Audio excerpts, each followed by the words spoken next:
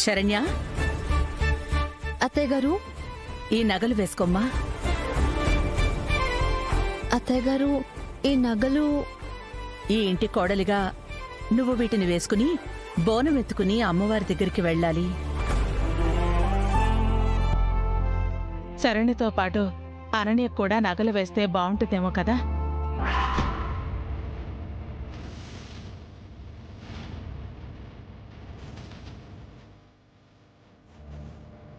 అవునక్క, మనింటి కోడలిగా అనన్య కూడా నగలు వేసుకోవాలి.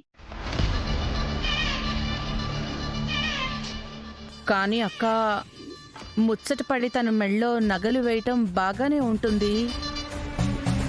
కానీ ఆ అనన్య పరిస్థితి వేరు కదా.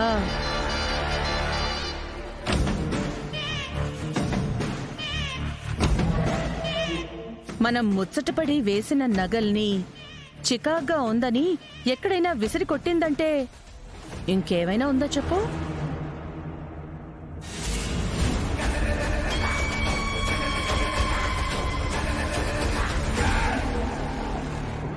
అయినా అనన్య పరిస్థితి బావుంటే నువ్వు వచ్చి అడిగేంత వరకు ఎదురు చూస్తానా?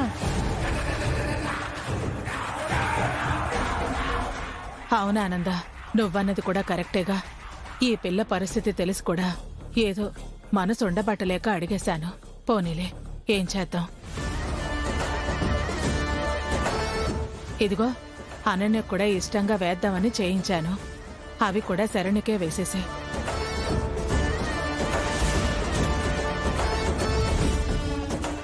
ఏం చేద్దాం, దీని రాతి ఇలా తగలబడింది.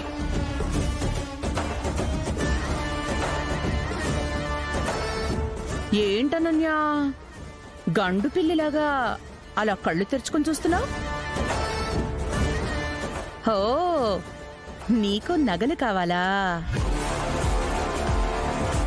పిచ్చి తగ్గిన తర్వాత వేసుకుందువు గాని, సరేనా? అక్క, అమ్మవారికి బాగా మొక్కుకో. తప్పకుండా అమ్మవారు నీ పిచ్చి తగ్గిస్తారు.